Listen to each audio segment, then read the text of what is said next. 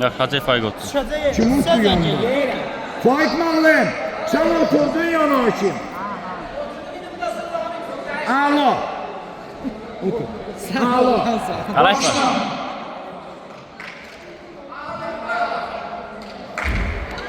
Bu görüşten sonra Mehmet Sadar Ahmet Seyir'e vermeyeyim.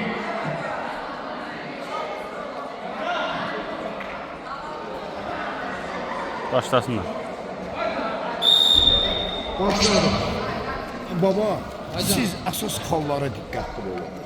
Qalın hər şeyi bırakın.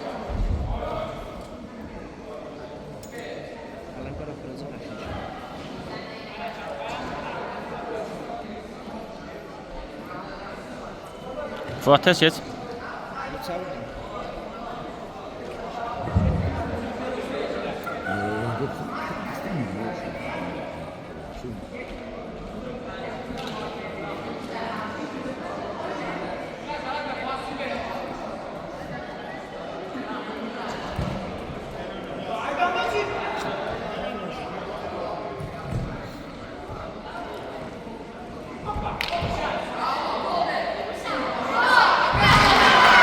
Neçə verdi?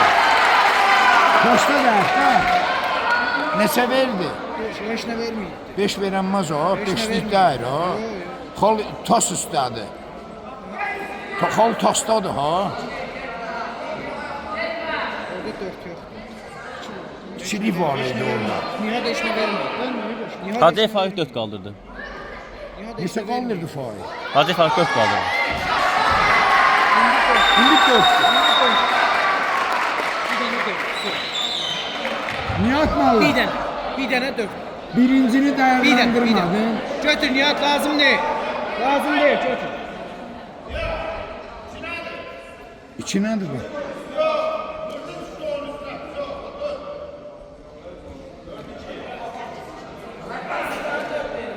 Alətlə, alətlə. Mənə bax ala, bildi. Ver içini. Alətlə. Bakalım 4-2 değildi. Fırıyıptı da 4 kal vurdu. 4 kal vurdu, bu da fırladı. Ya 2 var idi orada. Birincidə də xal verməmisiniz niyə? Tosta verib düşüb da ama. Vermə də axı Nihat Tosta vermir. düşmür, bu xal verməmisiniz. %4 kal yok. 4 xal yox, 2 xal var. 2 var idi, 2 var idi. 2 var. 2 var idi. Özün bilirsən də vermədik. Bir dənə 4 yox. Nəysə. Bir dənə 2 xal var. Ha qardaş, bilsin. 4 değildi orada. 2 idi, 2 idi. 6-2'dir. Birincidə 2 xal vardı, 2 xal. 6-2'dir. 6-2. 6-2. 2.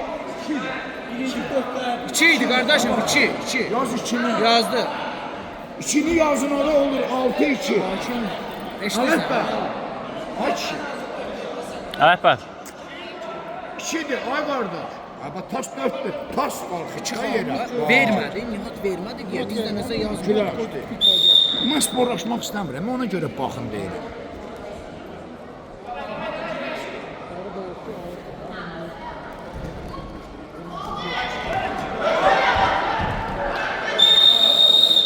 Sen niye dönürsen ki orada? Kardeş niye dönürsen?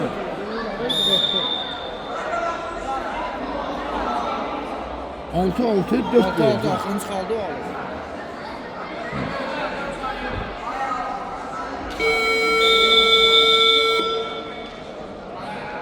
Niye?